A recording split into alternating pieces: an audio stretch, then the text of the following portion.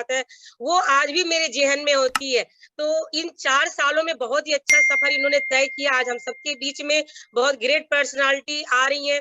जितना कोशिश कर सके हम लोगों को इनवाइट करें, टीम को हाउसफुल करें, क्योंकि बीसी सर चाह रहे हैं कि जैसे ही प्रोग्राम शुरू हो, तो 1000 की संख्या भर जाए। तभी टीसी सर को इनवाइट किया जाएगा और टीसी सर को आने के लिए हम सब 1 हफ्ते में ये हाउसफुल अगर रहेगा लगातार, तो ज़रूर सर उनको इनवाइट करेंगे और हमारे बीच में बहुत से सीनियर साथी हम चाहेंगे उनको मौका मिले, तो happy welcome on the screen sir. Thank you, thank you. चलिए शमाया जी, आप भी अपनी बात कहिएगा। बहुत बहुत धन्यवाद sir. Happy republic day, happy Vasant Panchami आप सभी को। आज दो त्योहार है, जिसके कारण की संख्या शायद आज थोड़ी कम नजर आ रही है, लेकिन कोई बात नहीं, शायद थोड़ी देर में भर जाएगी, हाउसफुल हो ही जाएगा। ब्लॉकबस्टर कहानियां आज आ रही है और बहुत ही ग्रेट पर्सनैलिटी है। इनको तब से जान रही हूँ, जब से आंदोलन के टाइम से मैं जान रही हूँ सर और मैडम दोनों को, दीपक सर और सपना मैम को। तो बहुत ही आज बहुत नया कुछ सीखने को मिलेगा, क्योंकि वो जहाँ पे पहुंची है वहां पे हम सभी को एक एक करके जाना है, तो बहुत बड़ी बात है। और गुरुदेव को मैं प्रणाम करती हूँ कि इतना अच्छा मंच उन्होंने त्योहार किया है। और सब सोचते हैं कि त्योहार के दिन छुट्टी हो जाएगा, लेकिन गुरुदेव कभी भी छुट्टी नहीं करते, एकदम कंटिन्यू ये चल रहा है। ये बहुत बात है, जब कंटिन्यू होती है तो वो बहुत अच्छा रहता है, सबके लिए आदत में आ जाती है। तो आप सभी फिर से पेन डायरी लेके बैठे, और अभी भी थोड़ा वक्त है, तो कॉल सबको को करते रहे ताकि हाउसफुल हो जाए। अभी भी कह के ही मैं धन्यवाद करना चाहती हूँ। बहुत बहुत धन्यवाद सर। जय गुरु को हम इनवाइट कर रहे हैं। गुरुदेव प्रणाम, आइए। और प्रणाम प्रणाम। सपना में आ गए क्या? आगे जी, उनको मैंने पोस्ट बना दिया है जी। देखो, सबसे पहले तो आज ये रिपब्लिक डे, गणतंत्र दिवस और वसंत पंचमी की बहुत बहुत बहुत बहुत दिल से शुभकामनाएं सभी को। और इस प्रोग्राम में आने वाली जो ये नियमित आर्मी है, उनको मैं मेरी तरफ से बहुत अधिक शुभकामनाएं। और आपके लिए हम बहुत अच्छे अच्छे तोहफे लेकर आने वाले हैं, और बहुत जल्दी ही एक नई तैयारी हुई है।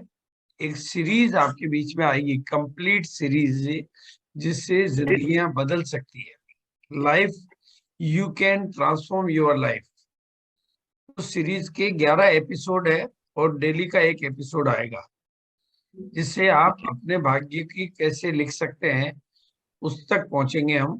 तो वो सीरीज भी आने वाली है।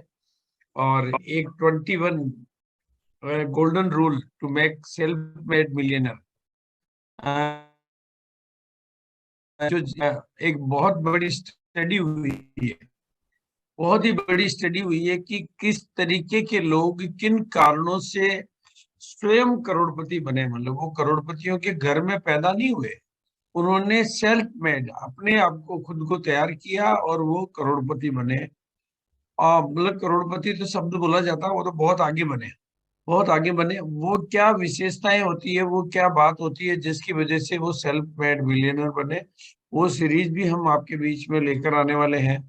और मतलब कुल मिला के मैं ये कहना चाहूंगा कि लेकिन यहाँ पर जो कहानियां आ रही है, यहाँ पर जो कहानियां आ रही है, अगर आप उनको थोड़ा सा गंभीरता से चिंतन करें, तो वो 140 करोड़ लोगों की जिंदगी को बदलने की ताकत है। जिनकी भी जिंदगी में बदलाव की जरूरत है, उनकी जिंदगी को बदलने की ताकत इन कहानियों में है। इन कहानियों में हर तरीके की नॉलेज है, हर तरीके का इमोशन है, हर तरीके से प्रेरणा है, मोटिवेशन है, एजुकेशन है, हर चीज मतलब इस कहानी में समाई हुई है। और रोजाना हर कहानी एक नई अनुभव की बात है। वो तो वो अनुभव से निकली हुई बातें जिंदगी को। और भारत की जो 85% पॉपुलेशन है, 85% पॉपुलेशन, वो जिन हालातों से गुजर रही है, वो उनको कहानियां जाके सीधे दिल को छूती है। क्योंकि वो जब अपने बैग की घटना बताते हैं, तो लोगों को लगता है कि मेरी जिंदगी यही तो है, और मेरी आज ये है, तो इसका मतलब मेरी भी बदल सकती है, इनकी बदल सकती है, तो मेरी भी बदल सकती है। सिंपल थ्योरी है। और ये हमारे लिए बहुत बड़ी बात है। अगर हम इन कहानियों को किसी भी तरह से भारत के जन जन तक, भारत के घर घर तक मतलब पहुंचा सकते हैं, तो मैं समझता हूं कि सबसे ज्यादा ज्वाइनिंग, सबसे ज्यादा पॉजिटिविटी और सबसे ज्यादा बिजनेस में जो ग्रोथ आएगी वो इन कहानियों को सुनने के बाद में उसमें, क्योंकि ये बातें सारी दिल से निकल रही है। तो जो मैं अनुभव कर रहा हूँ वो लोग, हम लोग कोई भी ट्रेनिंग करते हैं ना, हम लोग करते रहते हैं ट्रेनिंग, जेंट सभी करते हैं, वो ट्रेनिंग दिमाग से निकलता है और दिमाग से निकलने वाली चीज दिमाग तक जाती है और दिल से निकलने वाली चीज दिल तक जाती है और दिल से निकलने वाली बातें दिल बदल देती है तो जिंदगी बदल देती है। और जरूरत है कि हमारी कोई भी नई बात दिल तक पहुंचे। तो इसमें हमारे सामने ये बहुत बड़ी अपॉर्चुनिटी है, बहुत बड़ी अपॉर्चुनिटी ये प्रोग्राम अपने आप में। तो मैं आप सबको बहुत बहुत तो शुभकामनाएं देना चाहूंगा और बहुत बहुत बधाई देना चाहूंगा कि हम सब लोग ही इस दिशा में बहुत मिल के जो काम कर रहे हैं, जिसमें जिनका भी सहयोग मिल रहा है, मैं उनका बहुत बहुत आभारी भी हूँ, ऋणी भी हूँ। और खास तौर से जो मैं देख रहा हूँ समा मैडम को, संध्या मैडम को, मतलब इश्तियाक बेगम मैडम को, बहुत सारे, मतलब ऐसा नहीं मैं नाम तो कुछ ही ले पाऊंगा, लेकिन मैं नियमित रूप से इस प्रोग्राम में देख रहा हूँ। सुप्रिया मैडम भी अभी डेली, जब से उन्होंने आना शुरू किया, डेली वो आ रही हैं। और भी बहुत सारे, कईयों के मैं नाम नहीं जानता, लेकिन बहुत अच्छा है कि नियमित तौर पे, और इसका एक रूल है 21 डेज में हमारी आदत बदलती है और 90 दिन में हमारी जीवन शैली बदल जाती है। इसलिए मैं इसमें छुट्टी नहीं रखता हूँ, क्योंकि अगर मैं एक दिन भी छुट्टी रखूंगा तो जैसे आप चाय पियोगे रोजाना तो चाय पीने की आदत पड़ेगी, और छोड़ दोगे तो छूटने की आदत भी पड़ जाएगी, क्योंकि आदत है। क्योंकि सबकॉन्शियस माइंड में किसी चीज को रजिस्टर करने के लिए उसको, और फाइनली रजिस्टर करने के लिए 90 दिन तक उसको क्रॉस करवाना होता है। 90 दिन के बाद में वो आपका जीवन शैली बन जाता है और वो आपके जीवन को रूपांतरित करने की क्षमता अपने में ले लेता है। ये ह्यूमन इंजीनियरिंग का विज्ञान है। इसलिए मैं इसको, प्रोग्राम को नॉन स्टॉप चलाता हूँ, छुट्टियों के दिन भी चलाता हूँ। और अब मैं एक प्रेजेंटेशन आपके बीच में ले रहा हूँ, और उस प्रेजेंटेशन में कुछ अच्छी जानकारियां मैं आपके बीच में देकर फिर मैं आज के हमारे जो मुख्य अतिथि हैं उनको बुलाऊंगा। और बिल्कुल बिल्कुल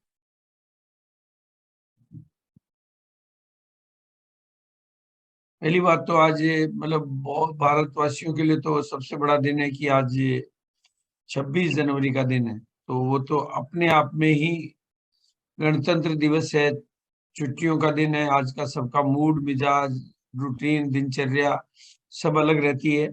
ऐसे में आज आप यहाँ पर हैं तो ये आपके कमिटमेंट का है। और मैं आपको गणतंत्र दिवस की और वसंत पंचमी की, दोनों बेहतरीन त्योहार है।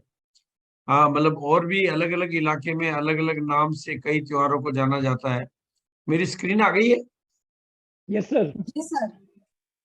तो गणतंत्र दिवस 2023 की बहुत शान से हमारा गणतंत्र दिवस आज मनाया गया है, मनाया जा रहा है। भारत के विभिन्न कोनों में इसकी बहुत बड़ी गूंज है, धूम है। हमारी पूरी सरकार, पूरे सारा प्रशासन तंत्र इस गणतंत्र दिवस को मनाने में बहुत डिसिप्लिन के साथ में। तो मैं आप सबको भी बहुत बहुत शुभकामनाएं देना चाहूंगा। और हमारा इस प्रोग्राम को 45 दिन हो चुके हैं और पूरे इस परिवार को मैं बहुत बहुत बधाई देना चाहूंगा। और मेरा ये मानना है कि 140 करोड़ भारतीयों को समाधान देने वाली कहानियां हैं, उनके जीवन को राहत देने वाली, उनके जीवन को प्रेरणा देने वाली, उनके जीवन को उत्प्रेरित करने वाली, उनके जीवन को शिक्षा देने वाली, उनके जीवन में क्योंकि इन कहानियों में प्रेरणा है, मोटिवेशन है, नॉलेज है, अनुभव है, जीवन के सभी तरह के उतार चढ़ाव है, इमोशन है, हजार तरह के रंग हैं, और जीवन को रूपांतरण करने की ये इनमें क्षमता है। मतलब ये मैं तो ये महसूस कर रहा हूँ, मैं बहुत अच्छे तरीके से महसूस कर रहा हूँ कि कोई कहानी मैं जब सुनता हूँ तो दिलों को छू रही है, जिंदगियों को प्रभावित कर रही है। तो जिनको आरसीएम प्लान दिखाने से समझ में नहीं आता, उनको इन कहानियों से 100% समझ में आएगा। और जो अपने को पॉजिटिव नहीं कर पाते वो इन कहानियों से पॉजिटिव कर लेंगे, क्योंकि भारत की 75% जनसंख्या का अतीत तो कुछ इसी तरह का तो होता है आज भी, बल्कि मैं कहूंगा 85% का होता है, क्योंकि भारत की जो इनकम है, आम आदमी की इनकम की बात कर रहा हूं मैं, जो गांव में रहता है, कुछ इसी तरह का तो होता है। इसलिए सबकी जिंदगियों में एक सवेरा देने की क्षमता इन कहानियों में है। हम सब मिलकर इन कहानियों को जितने ज्यादा लोगों तक पहुंचा पाते हैं, उतनी ही जिंदगियों में एक नया सवेरा लाने की क्षमता इन कहानियों में है। उनकी जिंदगियों को प्रेरित करने की, उनकी जिंदगियों को, क्योंकि आज से पहले जब तक ये प्रोग्राम शुरू नहीं हुआ था, हम लोगों को कुछ सुनने को नहीं मिलता था। हम लोग बोलना जानते हैं, तो हमें हर प्रोग्राम में बोलने का होता था। तो और एक हमारा दूसरा कीर्तिमान स्थापित करने वाला प्रोग्राम जो मिरेकल मॉर्निंग के नाम से 5:15 पर नॉन स्टॉप, उसको 200 के दिन ज्यादा हो गए हैं, इसी आईडी पर वो आता है। और मतलब उस प्रोग्राम की खास बात ये है कि उस प्रोग्राम के माध्यम से जो रिजल्ट आए ना, वो बहुत मिरेकल स्टोरीज हैं, वो भी हमें आज आपको बताऊंगा। और हम अपने जीवन को रूपांतरित कर सकते हैं। You can transform your life. आप अपने जीवन को रूपांतरित करना चाहते हैं, तो इसके लिए जो सीरीज हम चालू कर रहे हैं वो आज शाम को, क्योंकि आज गणतंत्र दिवस है, आज शाम को 7 बजे से वो चालू करने वाले हैं। इस सीरीज में 10 मिनट 15 मिनट की पर डे की सीरीज रहेगी। संकेत जी का टाइम इतना ही मिल पाया हमारे को, और हम ये सीरीज उन्हीं के माध्यम से करवाना चाहते हैं। मतलब ये इस आईडी पर नहीं होके गामा ओरिजिनल की आईडी पे होगा, जिसमें आपको ये सिखाया जाएगा एक एक दिन में एक एक सब्जेक्ट को, कि जो सोचोगे वो कैसे पाओगे आप। मतलब कहते हैं कि हमारी सोच अलादीन का चिराग कैसे बन सकती है, उसकी टेक्निक एक दिन में। और एक महान व्यक्ति जो आपके अंदर छिपा हुआ है, उससे मुलाकात करने का क्या तरीका है, कैसे हम अपने भीतर के खास व्यक्तित्व को खोजें, पाएं, अपने भीतर के देवत्व को जगाएं, ऐसे बोलूं तो मैं, अपने भीतर के महामानव को कैसे जगाएं और उसको कैसे पाएं कि वो आपके लिए काम करे। तो वो है कुछ अधूरे सवाल जो हम जानते हैं, बाकी है जो हमारी जिंदगियों के बारे में जो हमारा ज्ञान है, वो उस व्यक्ति की तरह से है जिसने हाथी का एक खंबा पांव पकड़ लिया, और तो कहेगा हाथी तो खंबे जैसा होता है। वो कह रहा है मैं सच बोल रहा हूँ, एकदम मैंने चारों तरफ से पकड़ के देखा है, लेकिन उसने एक खंबे को ही देखा है, एक पांव को ही देखा है। और दूसरी जिंदगी की सबसे महत्वपूर्ण चीज जो इस श्रृंखला में आप पाएंगे, लक्ष्य तैसे करेगी दुनिया के 3% लोगों में आ जाए। अभी हम दुनिया के आम आदमियों में आते हैं, लेकिन 3% लोगों में कैसे आ सकते हैं, वो इसमें सिखाया जाएगा। और उसके लिए विजन बोर्ड कैसे बनाएं, क्यों बनाएं, क्या ध्यान रखें, विजन बोर्ड आपको बनाना जरूर सीखना होगा। और अपने आप के साथ किस तरह की बातें होनी चाहिए, एक दिन का एक चैप्टर है। सेल्फ कम्युनिकेशन स्किल, खुद के साथ अपना भाग्य और स्वयं कैसे लिखें, खुद अपना भाग्य कैसे लिखें, उस पर बात होगी। और उसके लिए विजुअलाइजेशन का अभ्यास कैसे करें, का एक दिन नहीं करना, मीटिंग में नहीं करना है, डेली लाइफ का रूटीन कैसे बनाएं विजुअलाइजेशन को। और उसी को लेकर ये किताब भी लिखी गई है। और ये किताब आप जब भिलवाड़ा कोई भी आ रहा है तो 50 किताबों, क्योंकि इस किताब को डिलीवर कराना, व्यवस्था करना बड़ा मुश्किल काम हो रहा था। डिमांड बहुत आती, फोन रोज आते हैं, लेकिन वो फोन फिर एक किताब भेजना, कोरियर का खर्चा उससे ज्यादा आ जाता है। तो आपको भिलवाड़ा में 50 किताबों पे ये 10 किताब फ्री मिल जाएगी आपको। और आज जैसा कि 26 तारीख है, शाम को 7 बजे जो हमारा सेशन, जो अब तक 150 से ज्यादा सेशन हो चुके हैं, देखो उसके रिजल्ट देखो आप, इनका वजन 40 किलो के आसपास कम हो गया। ये पहले की पिक्चर है, 124 किलो था और ये हो गया। ये डायबिटीज के पेशेंट थे और अभी बिल्कुल स्वस्थ है, 100% फिट है। और ये इन्होंने रिजल्ट लिया, वेट लॉस का लिया, डायबिटीज का लिया, मतलब कमाल के रिजल्ट इन्होंने लिए हैं। तो वो भी आपके सामने मिलेगा। और पाइल्स और यूरिक एसिड का इलाज कैसे हुआ, ये सारी जो चीजें हैं, ये आपको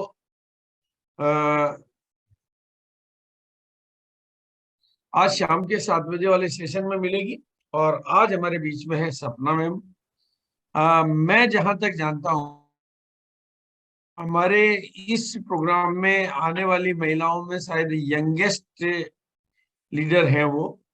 और बाकी सबको तो कैसे बिजनेस मिला, जो मेरी जानकारी में है, उनको आरसीएम बिजनेस शादी होने की वजह से गिफ्ट में मिला। शायद इससे पहले वो नेटवर्क को जानती थी कि नहीं जानती थी, मुझे पता नहीं, लेकिन उन्होंने शादी की जिनसे, वो हमारे रूबी अचीवर थे और सीधा डायरेक्ट रूबी बन गई वो तो पहले दिन ही। लेकिन उनकी खूबसूरती और उनकी खूबी ये है कि उन्होंने इस बिजनेस के साथ अपने आप को कंप्लीटली एडजस्ट कर लिया। बिल्कुल घर में आते ही पहले दिन से ही उन्होंने आरसीएम बिजनेस में अपने आप को एक तरह से कमिटमेंट और डेडिकेटेड कर दिया, और उन्होंने इस बिजनेस में इन्वॉल्व करके और इस बिजनेस की ट्रेनिंगों के माध्यम से उन्होंने कई जिंदगियों को प्रभावित भी किया है। तो वो एक अच्छी ट्रेनर भी है और आज हमारे बीच में है। और मैं बिल्कुल निवेदन करूंगा सपना मैम से कि, क्योंकि मेरे पास जितना परिचय अवेलेबल था, मैंने वैसे तो दीपक जी को, इनके हस्बैंड को अभी बोला था, फोन किया था, मैंने कहा भाई आप ज्यादा ठीक से जानते हो उनको, आप बुलाओ। हाँ, मैंने कहा भाई मेरा तो मेरा घर का रूटीन तो मुझे पता है, मैं घर पे उठता हूँ तो पत्नी की तारीफ कर देता हूँ, खाना खाता हूँ तो खाने की तारीफ कर देता हूँ। तो मैंने कहा आप भी आज बुलाओ उनको, लेकिन उनका किसी कार्यक्रम में व्यस्त होने की वजह से उनका, सर मैं आज, मेरे ऑडिट चल रही है डिपो की। हाँ, ये बॉम्बे में रहते हैं और डिपो भी चलाते हैं, और शायद एक ही जगह 2 डिपो चलाते हैं, और बहुत बढ़िया तरीके से ट्रेनिंग्स ऑर्गेनाइज करते हैं। तो मैं सपना मैम को इनवाइट करूंगा। ओवर टू सपना ma'am. Thank you so welcome much. Ma'am, welcome welcome ma'am, welcome Thank you so much. Welcome ma'am. Welcome ma'am. Thank you so much, madam. Thank you. Welcome ma'am. Thank you. नमस्कार, जय RCM. और आज जैसे गणतंत्र दिवस है और बसंत पंचमी है, उसकी हार्दिक शुभकामनाएं आप सभी को। और मैं नमन करना चाहूंगी हमारे बीच छाबड़ा जी का, आज जो हमारे बीच इतना अच्छा कॉन्सेप्ट लेके आए हैं कि हम यूथ को आगे बढ़ने की प्रेरणा दे रहे हैं। कि जैसे सर ने कहा 21 दिन में आदत लगती है और 90 दिन में हमें लत लग जाती है कि करना ही है। तो ये सर का जो कॉन्सेप्ट मुझे बहुत सरल और सिंपल और सुलझा हुआ लगा। और जैसे कहते हैं ना कि हम इस दुनिया में आए हैं हमारे माता पिता की वजह से, बट दुनिया में क्या चल रहा है क्या नहीं चल रहा है वो हमें लाइफ के साथ सीखना पड़ता है। तो वही चीज मैं आज आप सभी को बताने आई हूँ कि मेरी लाइफ कहानी कैसी थी, कैसी है और कैसी रहेगी। रहेगी का तो पता नहीं, बट मुझे क्लियर है कि मैं अपना आने वाला भविष्य कैसा करना चाहती हूँ। तो thank you so much sir कि आपने मुझे ये प्लेटफॉर्म दिया, यहाँ पे आपने मुझे बुलाया। और thank you so much Jitendra ji, Sandhya ji, Kashma ji और सभी जी यहाँ पे जितनी मेरी बहनें बैठी है, भाई बेटे, पिताजी बेटे हैं, सभी का धन्यवाद देना चाहूंगी कि आप सभी ने मुझे आज यहाँ पे सुनने के लिए आमंत्रित हुए हैं। और मैं उस खुदा का, उस भगवान का बहुत बहुत शुक्रगुजार मानती हूँ कि उनकी वजह से आज मुझे ये प्लेटफॉर्म मिला है, आरसीएम मिला है। और आरसीएम के रूप में मुझे जो सबसे बड़ी अनमोल चीज मिली है वो मेरे हस्बैंड है, क्योंकि हस्बैंड नहीं होते तो ये आरसीएम नहीं होता, आरसीएम नहीं होता तो मैं आज आपके बीच नहीं होती। Thank you so much to all कि आप सभी ने मुझे आज सुनने के लिए यहाँ पे आए हैं। तो मैं धन्यवाद देना चाहूंगी। एक स्क्रीन शेयर कर रही हूँ आपके साथ, क्योंकि मेरी लाइफ को अगर आप देखेंगे तो ज्यादा मजा आएगा कि मेरी लाइफ में क्या हुआ, कैसे हुआ। और छोटी छोटी चीजों को अगर हम लेके चलेंगे तो ज्यादा मजा आएगा, राइट। तो आप सभी को मेरी आवाज क्लियर आ रही है? यस। जी, स्क्रीन आ गई मैम। जी जी।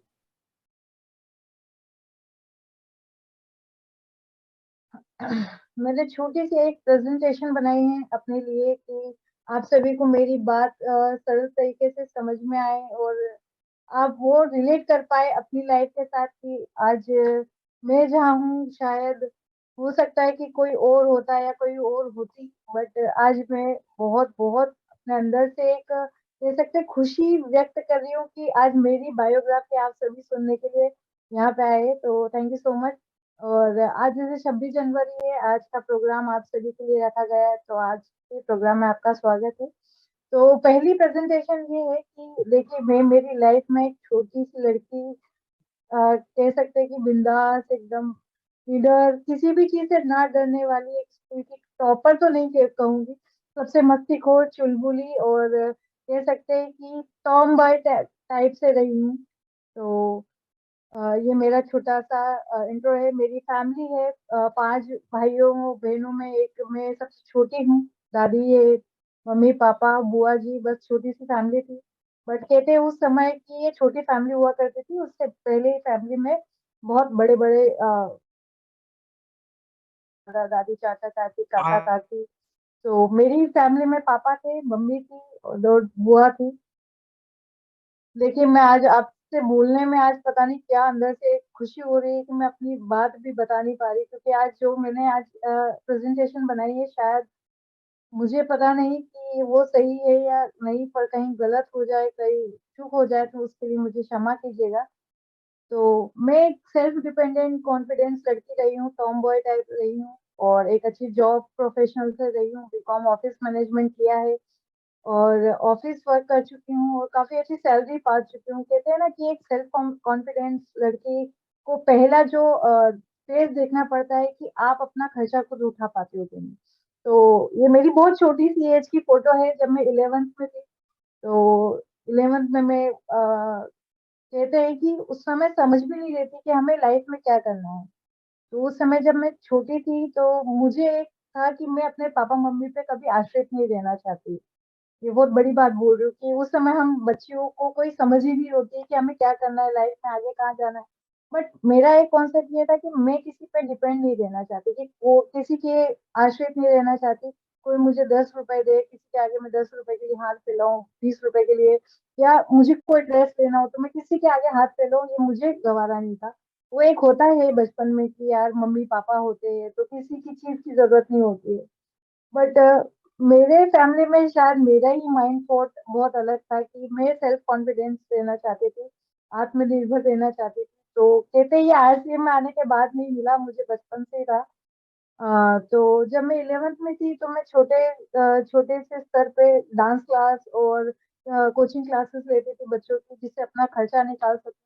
जब कॉलेज क्लियर करा, कॉलेज क्लियर करने के बाद ऑफिस में ज्वाइन किया तो 10,000 सैलरी से मेरी पगार स्टार्ट हुई, और सैलरी 10,000 भी उस समय मेरे लिए बड़ी बात होती थी। फिर कुछ वर्ष मतलब 3 साल मैंने काम किया और डेडिकेशन के साथ काम करते करते मेरी सैलरी 45,000 पर मंथ हो गई थी। तो मैं काफी इंडिपेंडेंट लड़की हो गई थी कि मेरे सारे खर्चे, छोटी छोटी ख्वाहिशें मैं खुद से पूरी कर लेती थी, कि मुझे मम्मी पापा की कभी जरूरत ही नहीं पड़ी। और फिर उस वक्त केस आया कि लड़के देखना चालू हो गए। भैया होता है कि एक लड़की के वक्त होता है कि 18 साल के बाद आपकी एक एज होती है कि 18 साल के बाद लड़की की शादी हो जाना चाहिए। राइट, आप सभी के साथ हुआ होगा। और कहते हैं कि 12वीं क्रॉस करते ही, 12th क्रॉस करते ही सभी जने चालू हो जाते हैं, और घर वालों से ज्यादा आस पड़ोसी वाले चालू हो जाते हैं। राइट, कि आपकी लड़की बड़ी हो गई है, कभी शादी करोगे, कब आप कोई इसके साथ किसी के साथ भाग ना जाए। और मतलब उल्टे से उल्टे सवाल करते थे मम्मी पापा के साथ, और काफी सारी चीजें बोलते थे मम्मी पापा को कि कहीं भाग गई तो लड़की आपकी टॉम बॉय है, इतना पैसा कमाती है, अपना लाइफ अलग खुद जीती है, तो उसके लिए लड़का देखो। और कहते हैं ना, बचपन में मैं सबसे छोटी थी तो सबकी लाड़की, चुलबुली, बिंदास, तो मुंह में आए वो बोल देने वाली। तो इस टाइप में थी मैं कुछ। तो पापा मम्मी जब भी शादी की बात करते थे तो मेरा एक ड्रीम था कि मैं खुद पहले सेटल हो जाऊं, फिर मैं शादी के लिए सोचूंगी कि मैं अगर किसी से शादी करती हूँ तो मैं किसी पे डिपेंड ना रहूं। और मेरे लिए एक लड़का ऐसा चाहिए था कि जो मुझे मेरे ड्रीम्स फुलफिल करने से ना रोके। राइट, तो मेरा एक ही मकसद था कि एक तो लड़का अब मेरे ड्रीम्स मुझे जीने दे। सेकंड, कि मैं इतना करा है, मैंने एजुकेशन किया है, अपना क्वालिफिकेशन किया है, माइंड थॉट है, उसको फुलफिल करने दे, अपने कंप्लीट करने दे। और थर्ड ये था कि वो शादी के बाद दहेज ना मांगे। मतलब कहते हैं ना कि 18 साल के बाद मैंने कई सारे लड़के देखे हैं, ऐसा नहीं कि लड़के नहीं देखे। तो कुछ ऐसा वक्त था कि मैंने इन 5 6 सालों में मैंने कुछ 26 27 लड़के देख चुकी थी। और 28वें दीपक जी थे। तो जब दीपक जी से मेरी पहली मुलाकात हुई तो वहाँ पे होता क्या है, कई सारे लोगों को लगता है कि ये अदर कास्ट का है, शायद इसका अफेयर होगा। तो नहीं जी, मैं प्रजापति फैमिली से बिलोंग करती हूँ, कुमार, ब्राह्मण कुमार फैमिली से बिलोंग करती हूँ। दीपक जी बाफना जैन फैमिली से बिलोंग करते हैं, मारवाड़ी फैमिली से। तो जब इनका रिश्ता मेरे लिए आया तो काफी लोगों ने सवाल उठाया कि अदर कास्ट में आप लड़की की शादी कर रहे हो, कहीं लड़का लड़की के पसंद का तो नहीं है। तो मेरे पापा ने कहा नहीं नहीं, वो एक शादी.com होता है, वहां पे जाके हमने हमारी लड़की का मैरिज का ब्यूरो में डाला था। तो वहां पे हम दोनों का मुलाकात हुआ, फिर पापा मिलाने ले गए, फैमिली मिलाने ले गई। तो दीपक जी के लिए शायद उस वक्त मैं फर्स्ट लड़की थी और बाई चांस मैं ही लग गई। तो कहते हैं ये रब चाहता था कि हम दोनों एक दूसरे को मिले। वो तो बात थी कि हमारे में जमेगी कि नहीं, क्योंकि मैं एकदम ओपन माइंडेड लड़की हूँ और दीपक जी थोड़े शाय किस्म के इंसान थे। तो उनके लिए मैं फर्स्ट लड़की थी और मेरे लिए वो 27-28 से लड़के थे देखने वाले, क्योंकि कहते हैं मैंने 27 लड़के देख देख के मैं प्रिपेयर हो गई थी कि मुझे लड़के से क्या सवाल करना है, क्या पूछना है।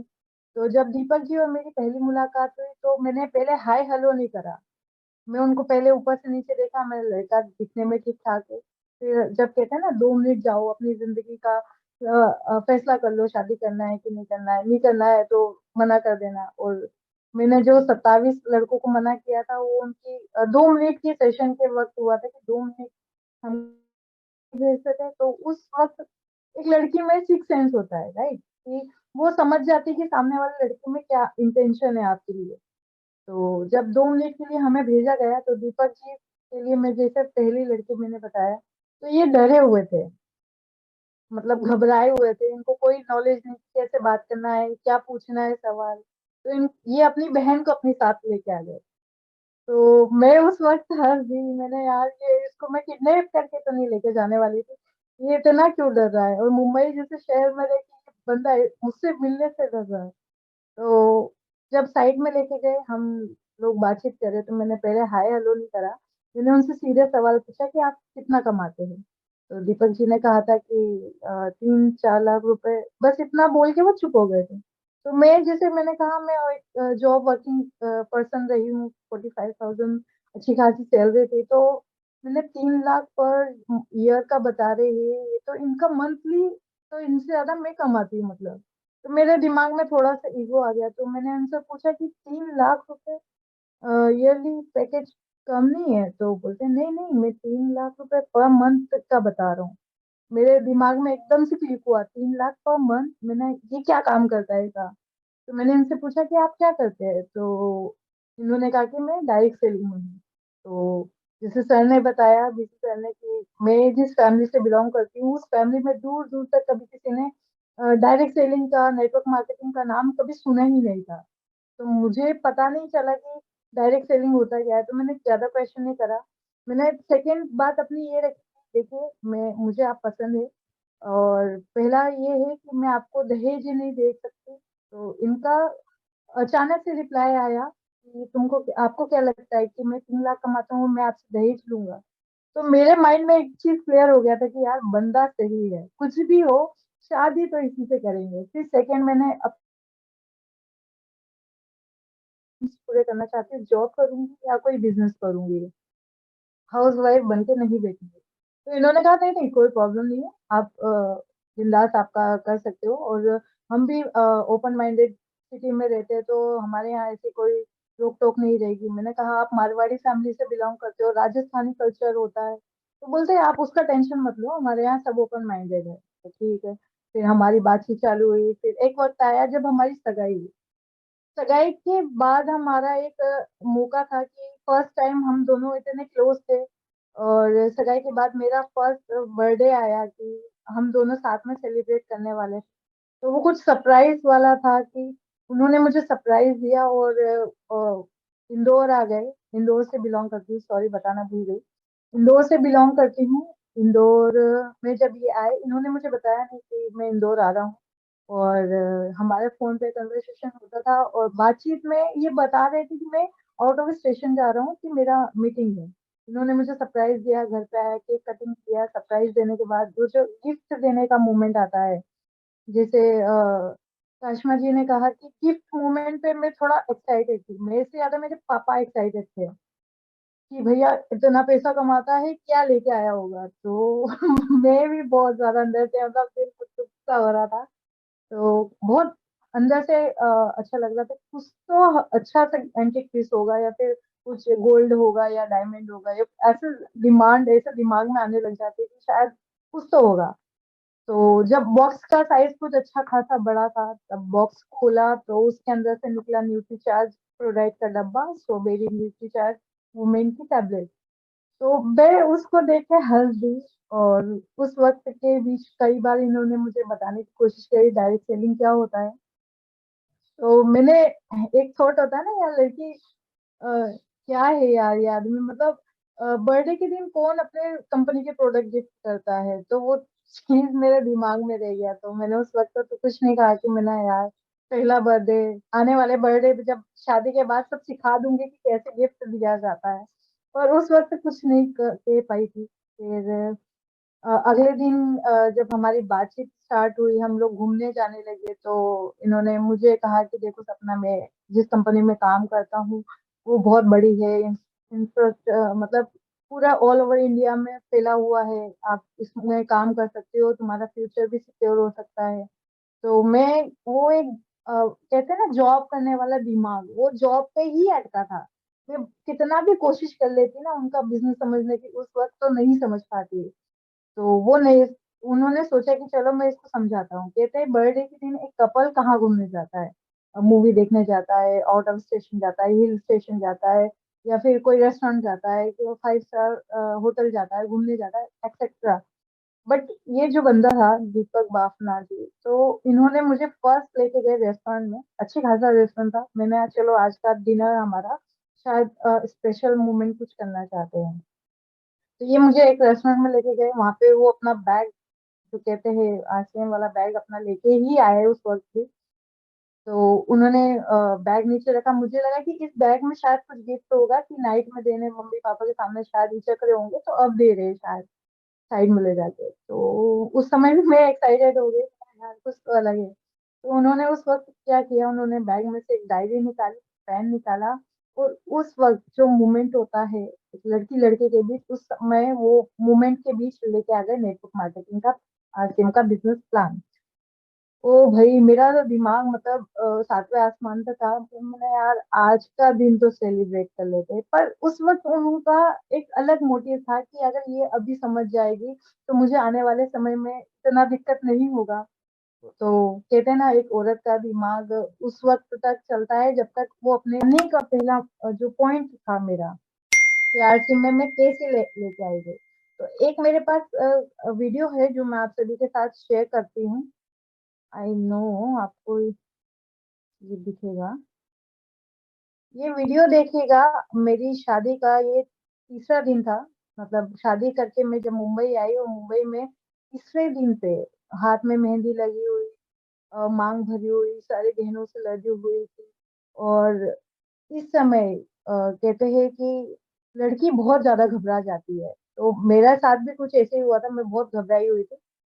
आपके पास ही शायद आवाज आ रही है कि नहीं, पता नहीं। आवाज आ रही है आप सभी को? नहीं आ रही। नहीं आ रही, कोई बात नहीं, आप इसको मूवमेंट को देखिए कि उस वक्त मेरी अंदर से क्या हालत हो रही थी। और कहते हैं ना कि लड़कियां घबराई हुई रहती है। और उस वक्त ये नजारा था कि मैं 2500 लोगों के बीच दीपक को स्टेज पे खड़े होके हार पहना रही थी।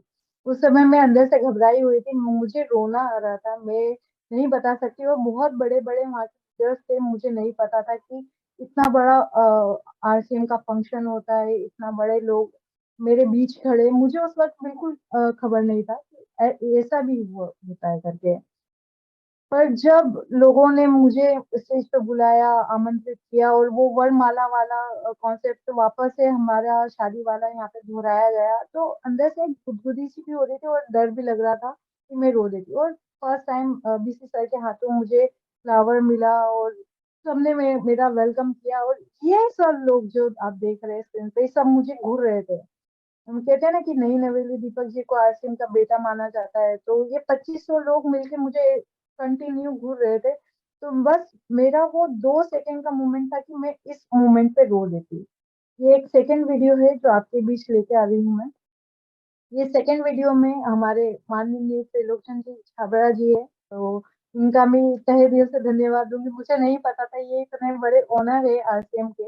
उस वक्त मैं पहले तो नई नवेली दुल्हन और शादी के बाद घबराई हुई और इतने बड़े प्लेटफॉर्म पे हमें लेके आए, और पहली बार हमें इतना बड़ा सम्मान मिला किसी सर के हाथों। और उनने अपनी माला उतार के जब हमें हमारे गले में पहनाया, तो उस समय थोड़ा मन शांत हो गया कि नहीं, घबराने की जरूरत नहीं है, कोई डर की जरूरत नहीं है। और बड़े बड़े हमारे लीडर्स, मुकेश सर, छत्री सर, और बड़े बड़े सर हमारे कदम जी, दिनेश चौधरी सर, सब हमारा वेलकम कर रहे थे। तो उस वक्त जो चीज चल रही थी दिमाग में कि यार आरसीएम में कैसे कर पाऊंगी, कैसे मैं लोगों को अपनी बात बता पाऊंगी, मुझे तो आरसीएम का नॉलेज भी नहीं है। तो दीपक जी ने कहा कि कोई बात नहीं, हम आरसीएम भी कर लेंगे। तो उस वक्त था कि मैंने आरसीएम की पहली मीटिंग अटेंड करी थी, वो आरसीएम की एनिवर्सरी थी। उसके बाद आज हमारी शादी को 5 साल कंप्लीट होने आ गया है। और कह सकते हैं 24 साल की एज में लड़की का दिमाग इतना ओपन नहीं रहता है कि क्या करना है क्या नहीं करना है, शादी के बाद कुछ समझ में नहीं आता है, क्योंकि नई नवेली दुल्हन के ऊपर काफी सारी चीजें आ जाती है कि आपको फैमिली संभालना है, ये देखना है, बाहर जाना है, लोगों को देखना है, और रिलेशन में आपको उठना बैठना है, तो अपनी मर्यादाओं के हिसाब से काम करना था। तो दीपक जी ने मुझे काम डाउन किया कि तुम्हें घबराने की जरूरत नहीं है। बहुत मैं घबरा गई थी। पर कहते हैं कि शादी के बाद जो आपका जीवन साथी होता है वो आपके सारे सपने पूरे कर सकता है, और अगर आपके जीवन साथी आपको प्यार करने वाला मिल गया, आपके सारे ड्रीम्स पूरे करने वाला मिल गया, तो आपके जीवन सुधर जाएगा। उस वक्त मुझे नहीं पता था कि आरसी में दीपक जी का रूबी का पिन है और इतना बड़ा लेवल है, इतने लोग उनको प्यार करते हैं, सम्मान करते हैं, आदर भाव करते हैं। तो मुझे नहीं पता था। फिर धीरे धीरे मैं मीटिंग में जाने लगी, लोगों से मिलने लगी। तो काफी सारे जो अंदर से रहता है ना, कि जब मैं फोटोज डालती थी सोशल मीडिया पे, तो मेरे फ्रेंड्स कहते थे यार तू क्या काम करती है, तू कहाँ ऐसा घुमा करती है? तो मैं उनको कहती थी नहीं, मैं नेता नहीं, मैं लीडर बन गई हूँ, और खुद मोटिवेशनल स्पीकर बन गई हूँ, काम कर रही हूँ आरसीएम का, डायरेक्ट सेलिंग का। तो मेरे फ्रेंड्स जो थे वो भी ऑफिस का काम करते थे, ऑफिस वर्कर्स थे। तो उनका माइंड सेट था भैया तेरा कितना कमा लेती है तू, ये कर लेती है। तो जब मैं उनको बोलती थी ना कि मैं पर मंथ, मेरे हस्बैंड 3 लाख रुपए महीना कमाते हैं, तो उनको बिलीव नहीं होता था। बोलते नहीं नहीं, उनकी कोई अच्छी जॉब होगी, अच्छा उनका पहले का बिजनेस होगा। मैंने नहीं, ये डायरेक्ट सेलिंग बिजनेस है, यहाँ पे रॉयल्टी जैसे इनकम आती है कि काम एक बार करो, आने वाले समय में इनकम बार बार मिलेगी। तो वो लोग बिलीव नहीं करते थे। पर आज का समय है कि लोग मेरी बातों पर विश्वास करते, मुझे सुनते हैं। आरसीएम में दीपक जी का साथ मुझे बहुत, मतलब कह सकते हैं कि गॉड गिफ्टेड मिला, कि वो मेरी लाइफ में आ गई। उनसे जब कहते हैं ना कि एक जीवन में जीवन साथी प्यार करने वाला मिल जाए तो आपकी सारी खुशियां पूरी कर देता है, और एक गलत इंसान मिल जाए तो आपकी सारी दुनिया बिगाड़ देता है। तो मैं थैंक यू कहना चाहूंगी आरसीएम का, थैंक यू कहना चाहूंगी कि उनकी लाइफ में आरसीएम आया, जिसकी वजह से मेरे सारे ड्रीम्स पूरे हो गए। और यहाँ पे इन्होंने कह सकते हैं शुरू से लेकर अभी तक मेरे कोई भी सपने कभी अधूरे नहीं छोड़े। और कहना चाहूंगी कि आरसीएम में आने के बाद मैं ये चीज सीख गई कि आरसीएम से अगर हम महिलाएं काम करना चालू कर दे, या हमारा माइंडसेट चालू हो जाए, हम काम करके अपनी खर्चा खुद से उठा सकते हैं, तो ये उनके लिए बहुत बड़ी बात होगी। तो जब मैं शादी होके आई तो सब ये कहते थे कि अब पति के पैसे पे ऐश करेगी, ये करेगी वो करेगी। तो मैंने कहा नहीं भाई, मैं अपना खुद का काम करूंगी, खुद अपना कमाऊंगी। तो आरसीएम के बाद में डेपो भी संभालने लगे। जैसे सर ने बताया, हमारे पास आरसीएम के महाराष्ट्र में 2 डेपोज है, और 2 डेपोज में एक भिवंडी है, एक दादर है। तो दादर में मैनेज करती हूँ, भिवंडी दीपक जी मैनेज करते हैं। और काफी ज्यादा रहती है। और कहते हैं ना कि अगर फैमिली का सपोर्ट नहीं मिले तो आप कुछ नहीं कर सकते। तो इस बिजनेस को मेरी फैमिली, जैसे कह सकते हैं मेरी सासू माँ, उन्होंने पहले से देख रखा था कि ये बिजनेस कैसा होता है, क्या होता है। तो उन्होंने कहीं ना कहीं मुझे एक चीज हिंट कर दिया था कि देखो सपना, आरसीएम में आने के बाद या फिर दीपक जी के साथ जुड़ने के बाद आप आरसीएम में अपना नाम कमाना। क्योंकि आरसीएम वो कर चुके थे, उनको पता था, उनके हस्बैंड के साथ, मेरे ससुर जी के साथ, मिस्टर लादू लाल बाफना जी सभी जानते हैं। उनसे से आज रूबी की टीम दीपक जी को मिली है। दीपक सेकेंड जनरेशन है, तो कह सकते हैं कि ये काम मेरी सासू माँ देख चुकी थी, मम्मी देख चुकी थी। उन्होंने कहा कि सपना आरसीएम में आने के बाद तुम अपना नाम कमाना। मैं अपनी पहचान नहीं बना पाई लोगों के बीच, पर तुम आरसीएम में जाके अपनी पहचान बनाना। तो वो जो कॉन्सेप्ट था मेरी मम्मी जी का कि यार, वो ओपन माइंडेड थी। उन्होंने मुझे किसी चीज की बंदिशों में नहीं रखा कि आपको यहाँ नहीं जाना, ये ऐसा नहीं बोलना है, ये नहीं करना, वो नहीं करना, कभी कोई बंदिशों में नहीं रखा। कहते एक मारवाड़ी फैमिली, या मारवाड़ी फैमिली, पसीने छूट जाते लोगों के। राजस्थानी कल्चर में आना कोई आसान बात नहीं होती। कि जब मैं इस फैमिली में आई तो मैं बहुत अंदर से घबराई हुई थी, पर जब मम्मी का इतना बड़ा जब साथ मिला, बातचीत की इस तरह, पूरी फैमिली ने मुझे साथ दिया। मेरे देवर, मेरी ननद, मेरे ससुर जी, मम्मी जी और दीपक जी का तो सबसे बड़ा हाथ कहना चाहूंगी कि इन्होंने मुझे मेरा हाथ कभी भी नहीं छोड़ा। फिर कहते हैं कि चलो भाई, लाइफ सेट हो गई, आप आरसीएम में काम करना चालू कर दिया, आपके भी सब कुछ, सारे सपने पूरे हो गए। मैं अपने आरसीएम से इनकम कमाने लगी, दादा टेको पे बैठने लगी, लोगों से बातचीत करने लगी, प्रोडक्ट को जानने लगी। कहते हैं कि अगर आप किसी प्रोडक्ट के बीच में रहोगे ना तो उसको अच्छी तरीके से जान पाओगे। तो मैंने अपना पहला कॉन्सेप्ट रखा कि मैं डेपो में बैठ के सारे प्रोडक्ट पे सर्च करूंगी। सारे तो नहीं कर पाऊंगी, पर जो इस्तेमाल कर रही हूँ उसमें कंपेरिजन तो कर सकती हूँ कि ये प्रोडक्ट क्यों अच्छा है, ये प्रोडक्ट क्यों नहीं अच्छा है। वहां से मेरी जनरली जनरली मैं कह सकते हैं कि मेरी जर्नी जब चालू हुई तो कई सारी चीजें, बाधाएं कहते हैं आ गई थी। तबीयत खराब होने लगी, तो फिर न्यूट्रिशन की बात करते हैं, न्यूट्रिशन लेना स्टार्ट किया। फिर आरसीएम में धीरे धीरे न्यूट्रिशन के बारे में बताने लगी। फिर धीरे धीरे फिर वो माहौल बनने लगा कि लोग मुझे सुनना चाहते थे, मेरी बातें करना चाहते थे। दीपक जी ने वहाँ पे भी मेरा सपोर्ट किया। आज ऑल ओवर इंडिया में कोई भी ऐसा शहर नहीं है जहाँ पे मैं मीटिंग नहीं करती हूँ, सेमिनार नहीं करती हूँ, लोगों के बीच जाती नहीं हूँ। और ये सब जो देन है वो आरसीएम की वजह से है। आज मैं कहना चाहूंगी, मैं खुद को आउट कहना चाहूंगी, आज मैं आरसीएम में जाने वाली अपना नाम कमा लिया है। आज भी अपना नाम कमा लिया है। उस खुदा का, उस ब्रह्मा पिता परमात्मा का धन्यवाद देना चाहूंगी कि उनकी वजह से आज मैं आप सभी के बीच हूँ और अपना नाम कमा पाई हूँ। आज यहाँ पे सभी मुझे अपने नाम से जाने जाते हैं। मेरे जब माइंड में एक चीज आया कि भैया, सब कुछ कर लिया, आरसीएम में आ गए, पैसे कमाने लग गए, अपना नाम कमा लिया, उसके बाद क्या? उसके बाद क्या करना है मुझे? उसके बाद क्या करना है? लोग कहने लग जाते हैं, शादी हो गई, कमा लिया, पैसे कमा लिए, अब बच्चे पैदा करो, राइट? वो भी एक चीज आता है, फेस आता है कि अब बच्चे पैदा करो। बट वो चीजों को मैंने अपने साइड में रखा और दीपक जी का सपोर्ट रहा, लोगों का सपोर्ट रहा। और कहते हैं आरसीएम में आने के बाद हम पति पत्नी का प्यार और बढ़ गया। और कहते हैं कि वो एक हनीमून पे हनीमून पे जाते हैं। बट मैं कहना चाहूंगी कि आरसीएम आने के बाद, मैं शादी के बाद आज तक हनीमून पे नहीं गई, बट आरसीएम की इतनी मीटिंग में गई हूँ कि जिस जिस सिटी में गई हूँ वहां पे मेरा हनीमून हुआ है। तो ये आरसीएम की देन है कि आरसीएम से मेरे सारे ड्रीम्स पूरे हो गए। ऑल ओवर इंडिया में ट्रेवल करती हूँ, लोगों के बीच जाती हूँ, इतना प्यार, इतना सम्मान, इतना कह सकते हैं कि अपने पति के साथ टाइम बिताने का मौका मिलता है। कहते हैं जब आप कोई जॉब करते हैं, कहते हैं फैमिली में कमाने वाला एक इंसान होता है, वो होता है पिता या फिर कोई फादर, आपके घर का भाई, लड़का जो कमाता है, पैसे कमाता है।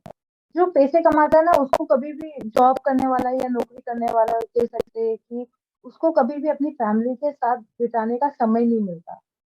वो जब जब समय नहीं मिलता ना, तो उसकी पूरी फैमिली दुखी रहती है कि उसकी कह सकते हैं उसकी बीवी दुखी रहती है, उसके बच्चे दुखी रहते हैं कि यार, पापा को हमारे साथ टाइम बिताने का वक्त ही नहीं है, या हमारे साथ कहीं घूमने जाने का वक्त ही नहीं है। और कहते हैं बीवी और पति के बीच जो कलेश होते हैं ना, वो इसके लिए होते हैं क्योंकि उन दोनों को आपस में टाइम बिताने का मौका ही नहीं मिलता।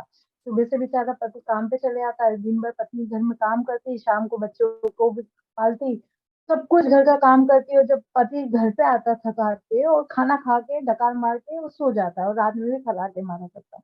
तो ये कुछ होता है, क्योंकि इसमें दोष ना पुरुष का है, ना नारी का, ना पति का है, ना बीवी का, ना बच्चों का। इसमें दोष है हमारी माइंड सेट का कि यार, नौकरी करने से हमारी जीवन शैली चलेगी, वो समय गया भैया कि आपका जॉब करने से फैमिली चलती थी, आज जॉब करने से अपने खर्चे भी नहीं चलते। वो तो वो समय चला गया, अब वो समय आ गया है कि आप इंडिपेंडेंट बनो, अपना खुद का बिजनेस खोलो। और बिजनेस खोलने में भी आपको रिस्क है कि आपका बिजनेस चलेगा कि नहीं, कंपटीशन में रहेगा, जगह की दिक्कत, पैसे का दिक्कत, आपको हर महीने उतना कमाना पड़ेगा कि आप अपने खर्चे निकाल सको। तो सबसे बेस्ट तरीका है आरसीएम, कि आप यहाँ पे आरसीएम में अपना टाइम देने के बाद अपनी फैमिली को समय दे पाते हैं, अपनी फैमिली के ड्रीम्स पूरे कर पाते हैं, अपनी फैमिली के लिए वो सब कर पाते हैं जो करना चाहते हैं। तो ये जो चीजें है ना, वो आपको कहीं और नहीं मिलेगी। अगर आप जॉब करते हैं, कहीं जाते हैं, अपने काम करते हैं, तो ये चीजें आपको कहीं नहीं मिलेगी। अगर आप आरसीएम में आके नेटवर्क मार्केटिंग कंपनी ज्वाइन करते हैं, हमारे साथ लोगों के साथ जुड़ते हैं, तो यहाँ पे लोगों को सिखाया जाता है कि आप अपनी बीवी के साथ, अपनी फैमिली के साथ कैसे रहे, कैसे अपने प्यार बढ़ाए, अपने ड्रीम्स पूरे करें। तो कोई और जगह नहीं मिलने वाली, कोई और प्लेटफॉर्म नहीं मिलने वाला, वो मिलेगा सिर्फ आरसीएम में। तो भैया फिर आ गई बात की बिजनेस आपका बढ़ने लग गया, तो मैंने पहला जो कहते हैं कि अपनी लिस्ट तैयार करो। तो लिस्ट में मैंने अपना सबसे पहले पापा का नाम लिखा। तो मेरे पापा एक वेल सेटल बिजनेसमैन है, उनका ब्रिक्स का खुद का कारखाना है, 3 कारखाने थे। मेरी शादी के बाद उन्होंने बंद कर दिया, बट शादी के पहले उनका ब्रिक्स का था कि अच्छी खासी 25-30 लाख पर ईयर अपना निकाल लेते थे, और कई बार तो 50 लाख तक का उनका ईयरली पैकेज था। तो उनका माइंड सेट था भैया हम बिजनेस करेंगे, हमको और कुछ नहीं करना। बट शादी के बाद, मेरी शादी के बाद उन्होंने ब्रिक्स का बिजनेस बंद कर दिया, हम 5 बच्चों की शादी हो गई। तो पापा ने कहा कि भैया हम रिटायरमेंट ले लिए हैं, अब हमको कुछ नहीं करना। तो भाई मैं आरसीएम में आई थी, तो मेरी लिस्ट में फर्स्ट नाम पापा का था। तो कहते हैं ना, अपना अपने से नहीं समझता, तो भैया मेरे पापा भी मुझसे नहीं समझे। और वो एक माइंड थॉट रहता है ना, हमने तुमको पैदा किया है, तुम हमको सिखाओगी बिजनेस करना। तो वो एक माइंड से बचपन से जो आपके बीच बड़ा है, वो बच्चे आपको सिखा रहे, तो ये बात हजम नहीं होती पापा मम्मी को। तो फिर कहते हैं कि मैंने उनको काफी कन्विंस करने की कोशिश किया कि आरसीएम का सामान ही इस्तेमाल कर लो, आप मत आरसीएम में काम करो। तो पापा मम्मी कहने लगे कि नहीं भैया हम नहीं कर सकते, तुमको करना है तुम करो, हम तुम्हारे साथ है। बट फैमिली मना कर दी, बिल्कुल मना कर दी, हमसे तो ना हो पाएगा। तो मैं कहते हैं ना कि लड़की एक इमोशनली अटैचमेंट होती है अपने पापा से। तो एक बार का वक्त था कि मुझे पता चला कि इंदौर में दिनेश चौधरी सर की मीटिंग थी। तो मैंने पापा को फोन लगाया ऐसे ही, कैसे हो पापा, गुड मॉर्निंग, क्या कर रहे हो? तो बोले कुछ नहीं। मैंने ओम शांति, बोले ओम शांति, क्या कर रहे हो? मैंने कुछ नहीं, मैंने एक काम था आपसे। तो बोले हाँ बोलना। मैंने, मेरे को आपका 3 घंटे का वक्त चाहिए। तो बोलते क्यों, कहाँ जाना है? मैंने, आप एक काम कीजिए, वहाँ पे दिनेश चौधरी सर का मीटिंग है, वहाँ पे जाके अटेंड करिए। तो वो फिर वही वाला सेट हो जाता ना, यार पापा कैसे सुन लेंगे अपनी बेटी के। तो उन्होंने कहा नहीं नहीं बेटा, हमसे तो ना हो पाएगा, हम नहीं जा पाएंगे, 3 घंटे कौन सुनेगा किसी की बड़बड़। तो मैंने कहा कि एक काम करो पापा, आप मान लो कि जीवन के मेरे आखिरी 3 घंटे बचे, और 3 घंटे आपको मेरे जीवन के साथ, जीवन के लिए बिताना है। बोले पागल हो गई, किसी बात करी? फिर उनको कसम वसम दे के, थोड़ा इमोशनल ब्लैकमेल करके पापा को भेजा। जब पापा वहाँ पे फर्स्ट मीटिंग अटेंड करके बाहर निकले, मैंने उनको कॉल किया, मैंने पूछा पापा मीटिंग कैसी लगी? तो बोले अरे बाप बेटा शानदार जानदार, आरसीएम कैसे करते हैं मेरे को बता। फिर उनको मैंने आरसीएम का भीलवाड़ा कंपनी विजिट कराया, वहाँ पे गए, मिले। अब मिलने के बाद जब उनका माइंड सेट हो गया, तो वहाँ पे आरसीएम के बारे में उन्होंने सोचा कि मैं क्यों ना अपना पीयूसी खोलूं या कुछ छोटा सा बाजार खोलूं। तो वहां पे जाने के बाद उनका पूरा माइंडसेट चेंज हो गया था कि जब वो इंदौर आए, इंदौर में आने के बाद उनको बताया गया कि आप वहाँ पे वंडर वर्ल्ड खोल सकते हो। तो आज मेरे पापा आरसीएम का वंडर वर्ल्ड चला रहे हैं।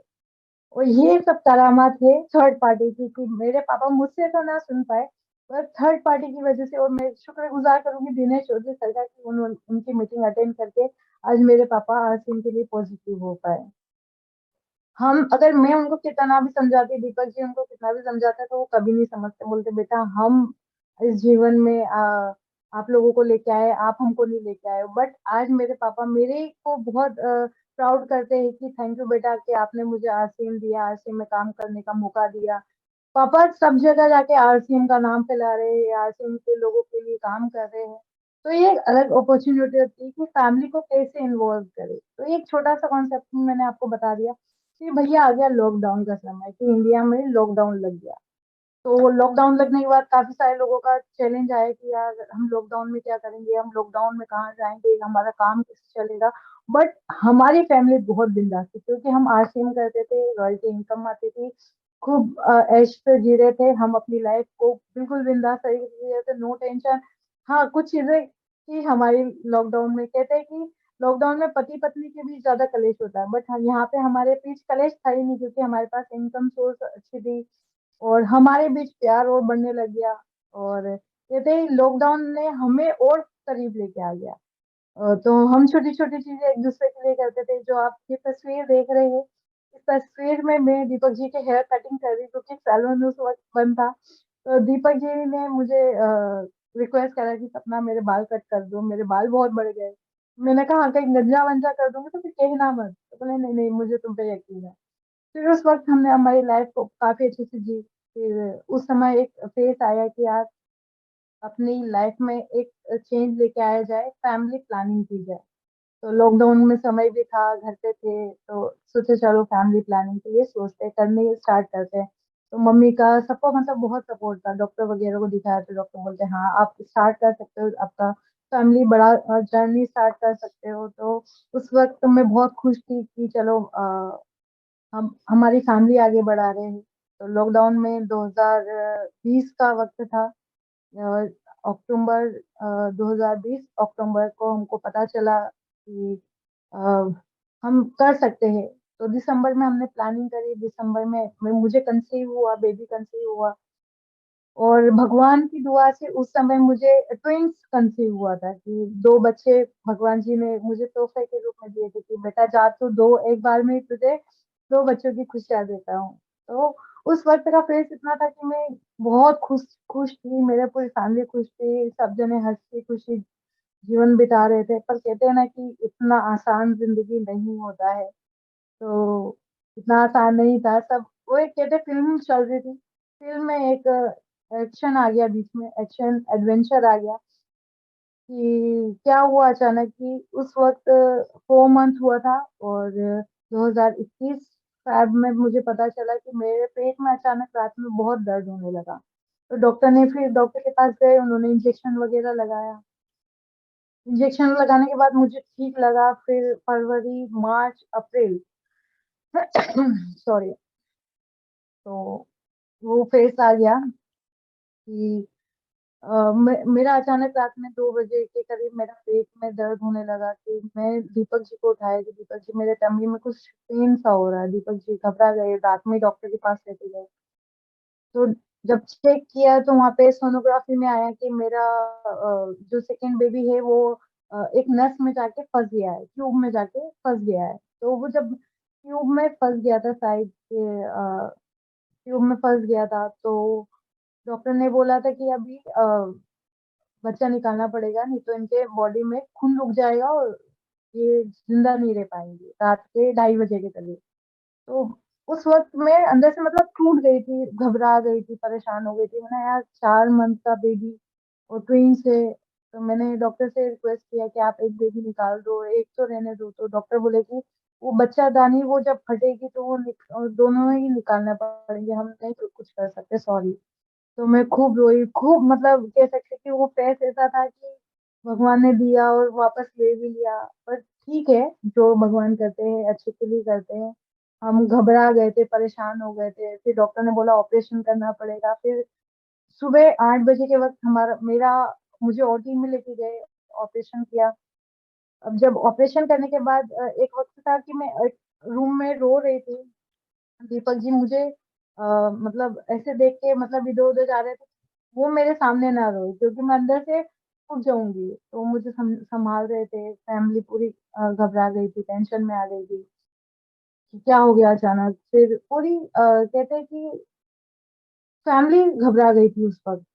तो वहां पे जब मैं हॉस्पिटल में एडमिट थी तो काफी सारे लोगों को पता चला कि मैं एडमिट हूँ। तो वहां पे आरसीएम के लोग वहां पे आके देखने लगे कि क्या हो गया मैडम, आप एडमिट क्यों हो, क्या हो गया, आपकी तबीयत ठीक नहीं है। करीबन 50-60 लोग वहां पे आके मुझे विजिट करके देख रहे हैं। तो वहां पे जो कंपाउंडर था, वहाँ की नर्सेस थी, वो पूछ रहे थे कि आप कौन हो, कोई पॉपुलर इंसान हो क्या। तो मैं उस वक्त बोलने की भी हालत में नहीं थी, तो मैंने कहा कि नहीं, मैं बिजनेस करती हूँ, वहाँ पे सब लोग मेरे फैमिली जैसे हैं। बोले हमने आज तक इस हॉस्पिटल में कभी इतने लोगों की भीड़ नहीं देखी क्योंकि आपके एडमिट होने पे यहाँ पे लोगों की भीड़ देखी है। तो उस वक्त तो मेरा फेस कुछ अलग ही था कि मैं घबराई हुई थी, टेंशन में थी, रो रही थी। मैं, दीपक जी अलग रो रहे थे, फैमिली वाले अलग रो रहे थे, मम्मी पापा अलग रो रहे थे, तो सबका एक अलग था। फिर हमारा हालत ऐसा हो गया था कि हम एक दूसरे को संभाल रहे थे। मेरा मतलब मैं बीमार डिप्रेशन में आ गई। फिर 1 महीना बीता, 2 महीना बीता, फिर सब दीपक जी बाहर आने जाने लगे, मीटिंग करने लगे। तो जब एक कहते हैं ऑपरेशन के 1.5 महीने बाद मैं इतनी डिप्रेशन में आ गई थी, इतनी बीमार पड़ गई थी। आप जैसे फर्स्ट फोटो में देख रहे होंगे, मैं इतनी बीमार हो गई थी कि डॉक्टर ने बोला था कि इसको बाहर लेके जाओ। मैं घर से, रूम में से बाहर नहीं निकलने की कोशिश, इच्छा होती थी कि मैं रूम से बाहर निकलूं, किसी से बात करूं, किसी को मिलूं जुलूं, कुछ मन नहीं करता था मेरा। तो डॉक्टर बोलने लगे कि लड़की को बाहर लेके जाओ, अगर ये बाहर नहीं लेके गए ना तो ये अंदर ही कूट कूट के मर जाएगी। तो दीपक जी ने सपोर्ट किया, उन्होंने हेल्प किया, बोले कि कोई घबराने की बात नहीं है, ऑपरेशन सभी का होता है, मेरा भी हुआ था बचपन में। मैं गिर गया था, मुझे पैर में रॉड डली थी, तुम्हें घबराने की जरूरत नहीं, मैं तुम्हारे साथ हूँ। फैमिली ने सपोर्ट किया कि चलो ठीक है सपना, तुम बाहर जाओ, माइंड फ्रेश करो, ओपन माइंडेड वापस बनो। फिर वो एक जुनून आया कि यार मैं कर सकती हूँ। फिर वापस से मैं बैक टू RCM हो गई, लोगों के बीच आना जाना चालू किया, लोगों के बीच मिलना जुलना चालू किया, मीटिंग सेमिनार स्टार्ट किया। तो आज का ऐसा वक्त है कि मैं गॉड का, कि आज उन्होंने मुझे इतनी सहन शक्ति दी है कि आज मैं आप सभी के बीच वापस से आ रही अपना बैक पावर, अपना आपको 100% देने की कोशिश कर रही हूँ। आई होप आप सभी को आज की मेरी छोटी सी बायोग्राफी आपको अच्छी लगी हो, और कह सकते हैं कि आप सभी का तहे दिल से धन्यवाद देना चाहूंगी। और मेरे क्या है, थोड़ा सा इमोशनल हो जाती हूँ, उसके लिए sorry, but thank you so much sir, आपने मुझे यहाँ पे प्लेटफॉर्म पे बुलाया। तो मेरी आज थोड़ी छोटी सी बायोग्राफी थी जो मैंने आपके बीच लेके आई हूँ। Thank you so much sir. Share की। Thank you so much, thank you so much, thank you, thank you, thank you. Sandhya madam, अब आप इसमें अपनी तरफ से। यस, बहुत ही शानदार सपना मैम आपका जर्नी, और जिस लेवल पर ये है, आज लोगों का सपना है कि बीच का ये भी जॉब होती है, बहुत बड़ी बड़ी टीम होती है वो, और बहुत बड़ी बड़ी टीम होती है, उसको मैनेज करना, उसको प्यार से रखना।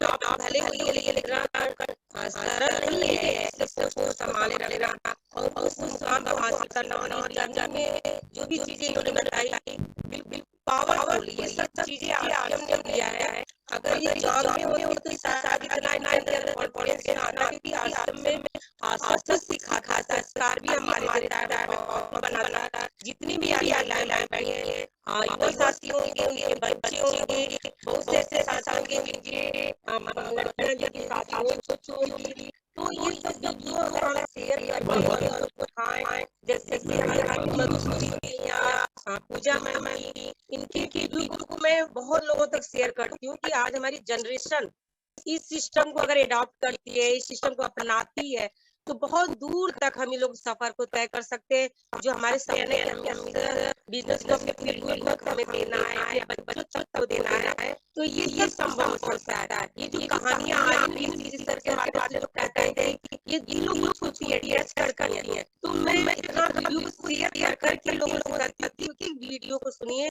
कि आपकी टीम में कौन व्यक्ति कब जाग जाएगा, किसकी वीडियो को सुन करके कोई नहीं जानता। तो उसी तरह मेरे जितने भी भाई बहन अभी भी बैठे हुए हैं, अपने इस जितने भी वीडियो आ चुके हैं उनको 1 बाय 1 करके शेयर जरूर करें। किसके वीडियो से किसका भाग्य चेंज हो सकता है, कोई नहीं जान सकता। तो आज बहुत ही शानदार तरीके से सपना जी ने आपने पूरी जर्नी को 1 बाय 1, क्योंकि टाइम लिमिट होता है, फिर भी इन्होंने बहुत अच्छी तरह से बिल्कुल हर एक चीज को सजो करके इतनी अच्छी तरह से एक्सप्लेन हमारे बीच में और आप सबके बीच में किया, काबिले तारीफ है। आगे हम हैंड ओवर करते हैं, और भी हमारे बीच में महिलाएं हैं, जैसे सुप्रिया मैम है, शायद पूजा मैम है, और हम सबको इनवाइट करना चाहेंगे। तो happy welcome on the screen. Yes ma'am. Thank you ma'am, thank you so much. मुझे इनवाइट करने के लिए। और सपना मैम बहुत बहुत धन्यवाद, आपने अपनी जो बायोग्राफी हम सभी के साथ शेयर की। सचमुच कुछ पॉइंट्स तो ऐसे थे जहां पर मुझे भी आंसू आ गए और मुझे भी अपनी वीडियो को ऑफ करना पड़ा और अपने आंसू साफ किए मैंने, और उसके बाद फिर मैं स्क्रीन पे आई दोबारा से वीडियो ऑन करके। तो ये अक्सर हम सभी के साथ ही होता है ऐसा बहुत कुछ कि हमें बहुत कुछ सहना भी पड़ता है और बहुत कुछ इग्नोर भी करना पड़ता है। और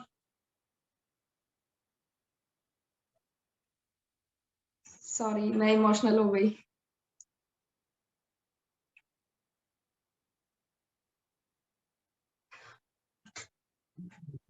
तो थैंक यू सपना मैम, बहुत अच्छे से आपने अपने जो बायोग्राफी थी वो हमारे सामने रखी। और एक चीज जो मुझे सबसे ज्यादा अच्छी लगी वो ये कि जैसे मैम ने बताया कि जब उनकी शादी हुई तो उनको पता लगा कि उनके हस्बैंड की इनकम बहुत अच्छी है, फैमिली बहुत अच्छी है, और फैमिली की इनकम बहुत अच्छी है और अच्छा खासा बिजनेस है। तो उसके बावजूद भी मैम ने अपने दम पर अपने लिए कुछ करने का जो डिसीजन लिया वो मुझे सबसे ज्यादा अच्छा लगा। अक्सर ऐसा होता नहीं है, जब हमें सब कुछ मिल जाता है तो हम यही सोचते हैं कि बहुत बढ़िया है, मेरी तो लाइफ अच्छी हो गई, मेरी तो किस्मत खुल गई, अब मुझे कुछ करने की जरूरत नहीं है, अब तो मैं आराम करूंगी, अब तो मैं हुक्म चलाऊंगी और अब तो मैं ये सब करूंगी। लेकिन उसके बावजूद मैम ने ऐसा नहीं सोचा, बल्कि अपने दम पे अपनी पहचान बनाने का जो इन्होंने डिसीजन लिया वो मुझे सबसे ज्यादा अच्छा लगा। और मैम को जो मौका मिला आरसीएम बिजनेस की वजह से ही वो मौका मिला। अगर सर किसी और बिजनेस में होते तो शायद उनको ये मौका नहीं मिलता अपनी पहचान बनाने का। तो जो मौका मैम को मिला वो भी इस बिजनेस की वजह से ही मिला। और मैं ये भी कहना चाहूंगी कि मेरा भी मकसद यही था जब मैंने इस बिजनेस को स्टार्ट किया था। यही एक ऐसा पॉइंट था जब मैंने अपने इस बिजनेस को स्टार्ट किया था कि मुझे भी अपनी पहचान बनानी थी। तो ज्यादा टाइम नहीं लूंगी, जब मेरी बारी आएगी तभी मैं अपनी स्टोरी पूरी बताऊंगी। तो मैं सिर्फ इतना ही कहना चाहूंगी कि थैंक यू सपना मैम, बहुत अच्छा लगा आपकी बातें सुनकर और बिल्कुल दिल को छूने वाली बातें थी। Thank you ma'am. गुरुदेव आप अनम्यूट कीजिएगा, गुरुदेव अनम्यूट कीजिए आप। और अब ये आरसीएम बिजनेस से शादी की वजह से मिला, ये पहली कहानी थी जो शादी की वजह से आरसीएम बिजनेस गिफ्ट में मिला, और उसको उन्होंने बहुत बखूबी निभाया। और ना केवल निभाया बल्कि उसमें उसकी ट्रेनर बनने का उन्होंने हौसला लिया। तो बहुत बहुत धन्यवाद। और आज चूंकि छुट्टी का दिन है, 26 जनवरी का दिन है, गणतंत्र और वसंत पंचमी का दिन है, तो मैं भी चाहूंगा कि आज हमारे ऑफिस की भी छुट्टी है, सब छुट्टी के माहौल में है आज। तो बहुत बहुत शुभकामनाएं सभी को और कामयाबी की। और शाम को 7 बजे जैसा कि 2 प्रोग्राम आज मैं बता रहा हूँ आपको, आज जिनको किसी भी बीमारी से रिलेटेड कोई भी सवाल करना हो वो इसी चैनल पर शाम को 7 बजे, और जो स्टेट टॉपर से मिलना चाहते हो वो गामा ओरिजिनल के चैनल पर, वो भी शाम को 7 बजे। तो दोनों प्रोग्रामों की जानकारी आपके पास। और आज से संकेत जी जो स्टार्ट करेंगे वैसा कुछ हम बड़ा करने वाले हैं। तो थैंक यू सो मच, बहुत बहुत शुक्रिया, सभी का बहुत बहुत अभिवादन करते हुए प्रोग्राम का समापन करेंगे। धन्यवाद, सभी का बहुत बहुत आभार सपना मैडम का विशेष रूप से कि इन्होंने बहुत अच्छी प्रकार से, और देखिए जो शब्द दिल से निकलते हैं उनका